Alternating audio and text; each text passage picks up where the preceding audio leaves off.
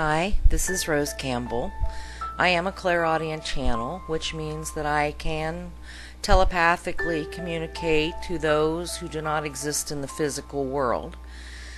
And today, for the Voices from History series, I will be reading a session that I had with Dr. Martin Luther King on his birth date, January 19th of 2009.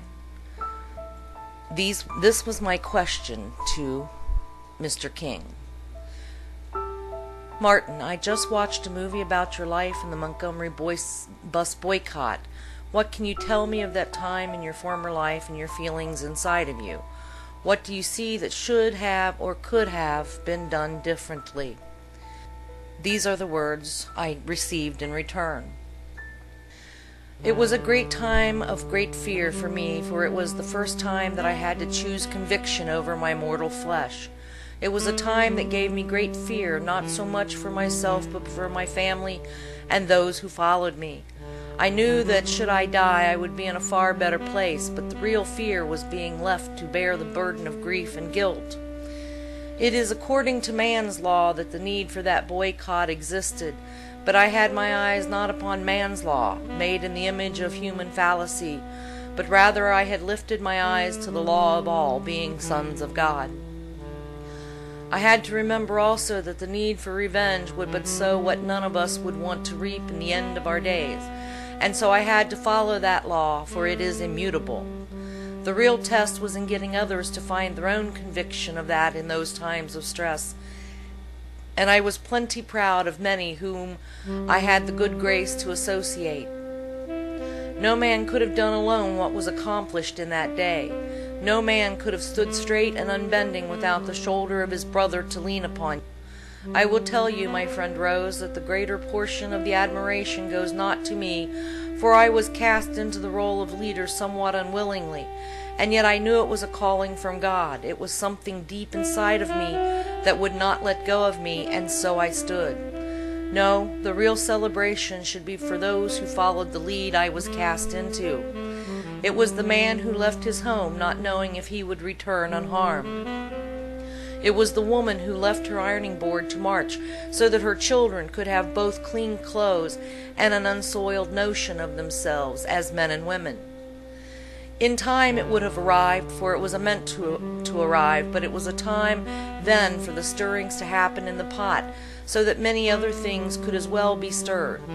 In the nation of my birth it was a time of great unrest in many areas, and the causes that I upheld were but part of the shifting of man's mind at the time. I could not take credit, for I was led along by the hand of God, and found that what I was to do next was given to me from sources that appeared from nowhere. Just like the Israelites, I was being sustained in the desert, and I had only to follow the one who led me in order to lead others.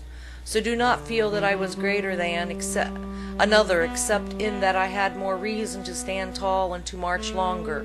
I had a very large hand at my back pushing me to arrive at a place we as a nation had not been before. My voice. Was it a proud day when you saw the buses carrying black men without seeing restrictions? Martin.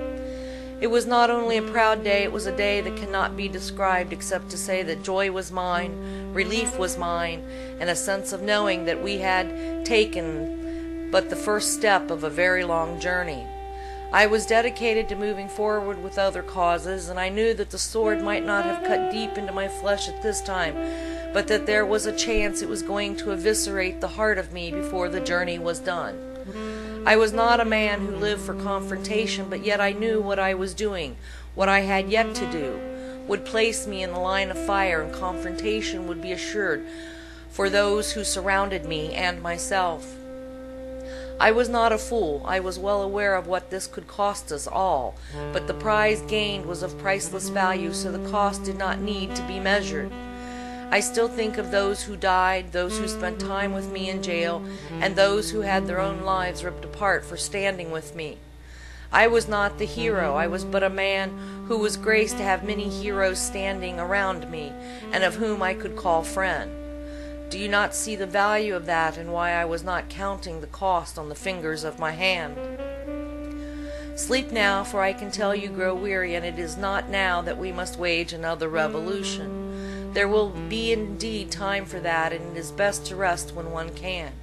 Let your thoughts turn not to what was, but let the thoughts turn to what can be. Your nation is given now to the watching of the first black man as leader for the nation, and in this you will see many liken him to me and my journey to his. I will say before I leave that he is the fulfillment of my own prediction, but the world he will face is far more complicated and vast than I had to deal with. His will be the greater burden, for he will face not only prejudice and attempts at destroying him, but he will face the eyes of all judging him as they could not have judged me in my day. His will be the impact of proving himself not only as a black man, but as an American leader, as a reformer of global proportions.